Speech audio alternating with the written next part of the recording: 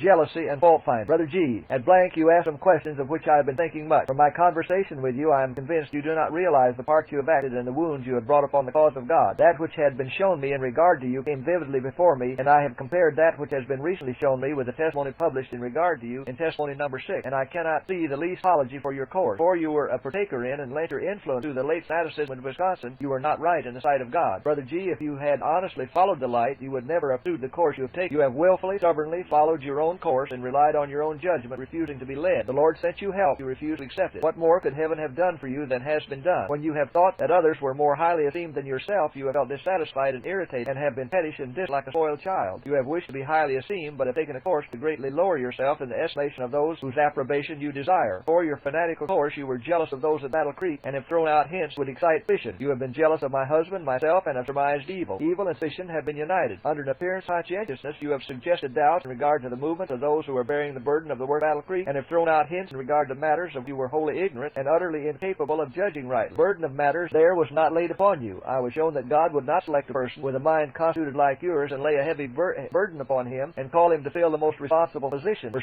self-esteem would be so prominent that it would be ruinous to himself and to God's people. Had you esteemed yourself less, you would have had less jealousy and suspicion. Brother G, had you fully united with the body and stood in union and sympathy with those whom God has seen fit place the head of the work, had you accepted the gifts God has placed in the church and committed yourself fully in regard to them, had you established yourself decidedly upon all points of present truth and drawn in even cords with those of experience in the cause, you and yours would have been perfectly free and safe from this illusion. You would have had an anchor which would have held you. You have taken an indefinite position, fearing that you would gratify those whose whole soul was in the work and cause of God. God requires you to stand firmly, decidedly upon the platform with your brethren. God and holy angels were displeased with your course and would bear with you with your folly no longer. You were left to follow your own judgment, which you had so highly esteemed, until you should wish to be taught, and without jealous, stubborn feelings, without complaining or censuring others, learn of those who have felt the burden and weight of the cause of God. You have been reaching out for an original position of your own, seeking to lead out independent of the body where you would be approved and exalted, until I saw that God had given you up to manage and manifest that wisdom you thought superior to others, and you were left to your blind judgment, figure in the most unreasonable, foolish, wild fanaticism that ever constant. And yet I was shown that you did not realize the influence of your past course upon the cause and your present position and duty in regard to that fanaticism. Instead of working with all your energy to free yourself and counteract the influence you exerted, you came up out of all this accusing yourself and censuring those whom God sent to you, and ready to dictate and even to suggest a plan whereby the Lord might have rescued you by his servants, pursuing some different course from that which they did pursue. Your judgment was perverted by Satan's power, and while enshrouded in darkness, you were an incompetent judge of the best course to be pursued towards you. If you knew just what course servants of God ought to pursue in order to help you, you knew enough to come out yourself. God gave you your choice to be taught, to be instructed through his servants in his own appointed way, or to go on, maintain your will force, and fall into bewildering fanaticism. You chose to have your way, and now you have only yourself to blame. You profess to be a watchman on the walls of Zion, a shepherd of the flock. Yet you saw the poor sheep torn and scattered, and gave no warning. Son of man, I have made thee a watchman unto the house of Israel. Therefore hear the word at my mouth, and give them warning from me. When I say unto the wicked, thou shalt surely die, and thou givest him not warning, nor seekest to warn the wicked from his wicked way, save his life, same wicked man shall die in his iniquity. But his blood will I require at thine hand. Yet if thou warn the wicked, and he turn not from his wickedness, or from his wicked way, he shall die in his iniquity. Thou hast delivered thy soul. Nevertheless, if thou warn the right man that the righteous sin not, and he doth not sin, he shall surely live, because he is warned. Also thou hast delivered thy soul. Ezekiel 3:17-19 and 21. The sin of those in Wisconsin who went into fanaticism rests more heavily upon you, Brother G, than upon any other one. You were an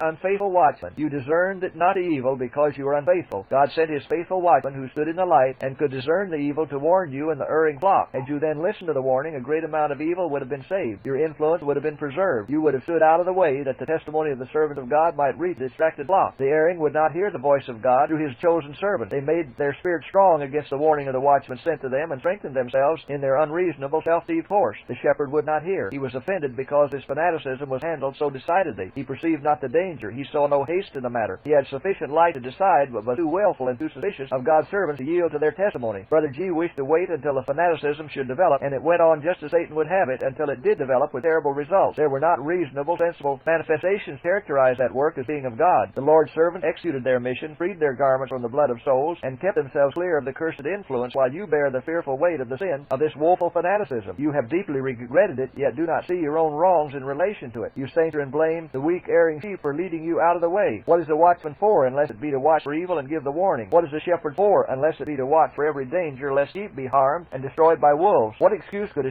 shepherd plead for suffering the flock stray from the true pasture and be torn and scattered and devoured by wolves? How would an excuse stand made by the shepherd shepherd, sheep led him astray. They left the true pasture and led him out of the way. Such a plea would tell with force against that shepherd's ability to watch over the sheep. No more confidence could be placed in him as a faithful shepherd to care for the sheep and bring them back as they might stray from the right path. The reproach rests upon the cause in regard to Sister A rests heavily upon you. You made much of her exercises and experiences. She was weak, yet could in a measure fill her place in her family and keep her children together. But she had been from her home but a short time before her reason was thrown. The backslidden state of the professed Sabbath keepers in blank led you to influence Sister A to leave her family, who needed her care, and come to blank that her influence might help Sabbath keepers there. An unhealthy excitement marked her course. Some of the inexperienced were deluded. The weak mind of Sister A was overtaxed, and disease fastened upon the brain. And the cause of God is deeply wounded and reproached on account of this. Brother A has been wronged. He must now suffer under a living trouble, and his children must be scattered. Those whose influence led to these sad consequences have a work to do to relieve the mind of Brother A, and by a faithful and full acknowledgment to him of the sin of the course pursued and the wrong done him, counteract the evil as far as possible. Had you been standing in the counsel of God, acknowledging the gift of His Spirit as occupying their proper place in the church, had you been heart and principle with the review, established upon the strong truths applicable for this time, had you been giving meat in due season to the people of God, your influence in blank and vicinity would have been very different. You would have had a pointed testimony to bear in harmony with those who are leading out in this great work. Individual wrongs would have been reproved. Faithful labor would have brought up the Sabbath keepers there, so that they would not have been behind other churches. They have almost everything to learn. You should have borne a pointed testimony, impressing upon them the necessity of sacrificing and all doing a part to bear the burden of the cause. You should have brought them up upon systematic benevolence, leading all to act a part and exert themselves to do something to advance the cause of truth. Your indefinite position and leaving matters so loose and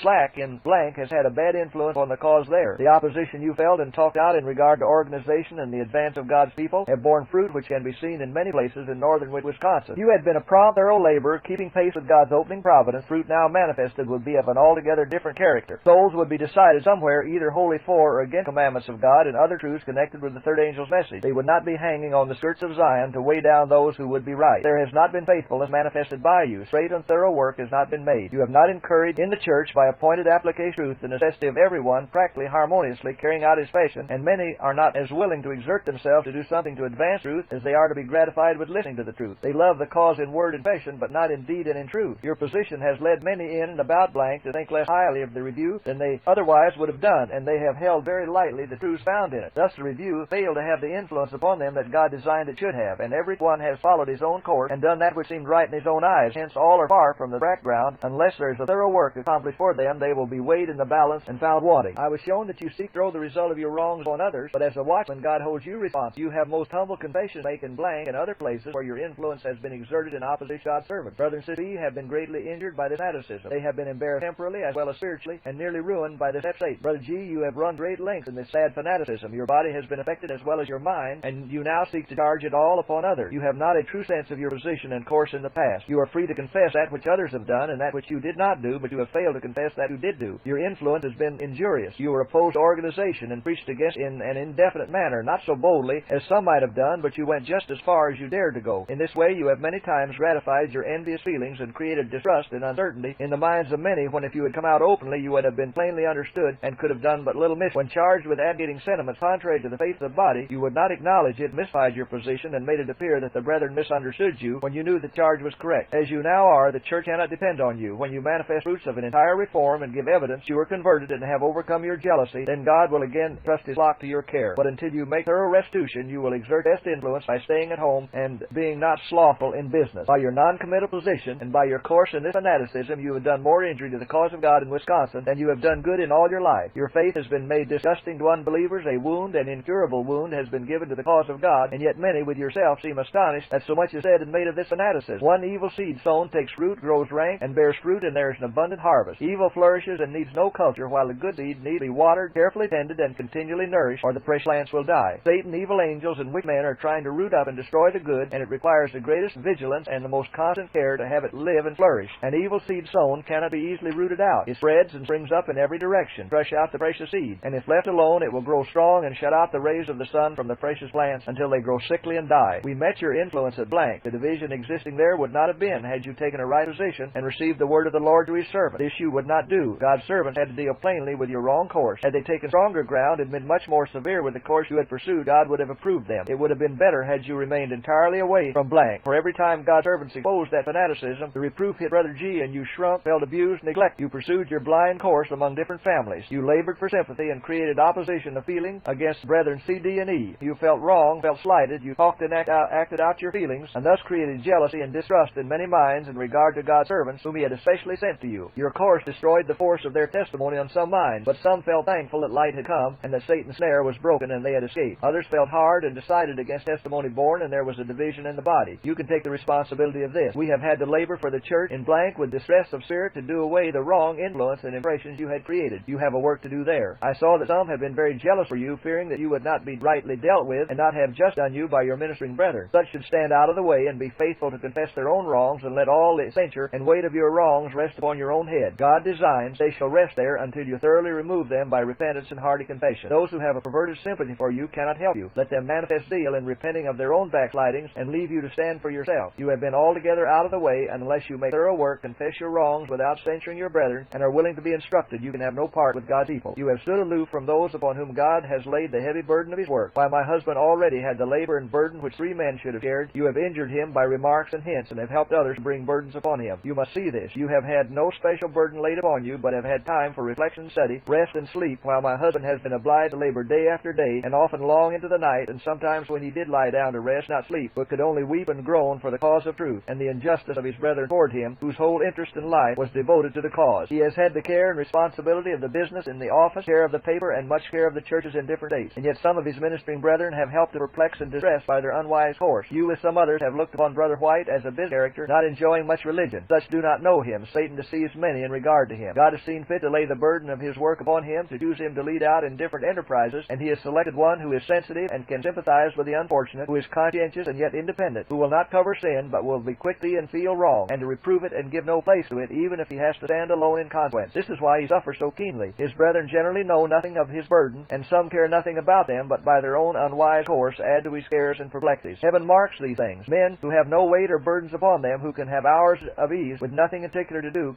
who can reflect and study and improve their minds, can manifest great moderation. They see nothing to urge them to manifest any special zeal, and are ready to spend hours in private conversation. Some look upon such as being the best and holiest men on earth, but God sees not as man sees. God looks at the heart. Those who have such an easy position will be rewarded according to their work. The position occupied by my husband is not an enviable one. It requires close attention, care, and mental labor. It requires the exercise of sound judgment and wisdom. It requires self-denial, a whole heart, and a firm will to push matters through. In that important position, God will have a man to venture, to risk something, to move out firmly for the right, whatever may be the consequence, to battle against obstacles and waver not, even though life be at stake. The weight and responsibility of this work lead to great carefulness. Some cause sleepless nights and call forth earnest, fervent, agonizing prayer to God. The Lord has led my husband forward, take one responsible position after another. Censure from his brethren wrings his soul with anguish, yet he must not falter in the work. Fellow laborers have an appearance of godliness, suppose every advance God leads him to make, and his precious time must be occupied in traveling from place to place, laboring with distress of mind among the churches to undo what these best brethren have been doing. Poor mortals, they mistake matters. They have not a true sense of what constitutes the Christian. Those who have been thrust out to bear a plain, pointed testimony in the fear of God, to reprove wrong, to labor with all their energies to build up God's people, and to establish them upon important points of present truth, have too often received censure instead of sympathy and help, while those who, like yourself, have taken a non-committal position are thought to be devoted and have a mild spirit. God does not thus regard them. Forerunner of Christ's first advent was a very plain-spoken man. He rebuked sin and called things by their right name. He laid the axe at the root of the tree. He thus addressed one class as converts came to be baptized of him in Jordan. O generation of vipers, who hath warned you to flee from the wrath come? Bring forth therefore fruits meet for repentance. And now also the axe is laid under the root of the trees. Therefore every tree which bringeth not forth good fruit is hewn down and cast into the fire. In this fearful time, just before Christ is to come the second time, God's faithful preachers will have to bear a still more pointed testimony than that was borne by John the Baptist. A responsible, important work is for them, and those who seek smooth things God will not acknowledge as his shepherd. A fearful woe is upon them. The strange fanaticism in Wisconsin grew out of the false theories of holiness advocated by Brother K, a holiness not dependent upon the third angel's message, but outside of present truth. Sister G received this false theory from him, carried it out herself, and zealously taught it to others. This nearly destroyed her love for the sacred, important truths for this time, which if she had loved and obeyed would have proved an anchor to hold her upon the right foundation. She, with many others, made this theory of holiness or consecration the one great thing, and the important truths of God's Word were of little consequence. The heart was only right, and poor souls were left without an anchor to be carried about by feeling, and Satan came in and controlled minds, and gave impressions and feelings to himself. Reason and judgment were despised, and the cause of God was cruelly reproached. Fanaticism into which you have fallen should lead you and others to investigate before deciding in regard to this appearance of consecration. Appearance is not positive evidence of Christian character. You and others are afraid of receiving a little more censure than is due you, and you look with earnestness upon a seeming error or wrong in others, or neglect from them, and feel injured. You are too exacting. You have been wrong and have deceived yourself. If others had misjudged you in some things, it is no more than right that might be expected, considering the circumstance. you should, with a deep sorrow and humility, mourn your sad departure from the right, which has given occasion for a variety of feelings and views and expressions in regard to you. And if in every particular you do not consider them correct, you must let them pass, and lay not censure upon others. You must confess your fault without censuring any other one, and cease complaining that your brethren have neglected you. They have given you more attention than you deserve, considering the position you have for years occupied. If you could see these things as God regards them, you would ever despise the complaint you make, and would humble yourself under the hand of God. Behold, to obey is better than sacrifice, and to hearken than the fat of rams. For rebellion is as the sin of witchcraft, and stubbornness is as iniquity and idolatry.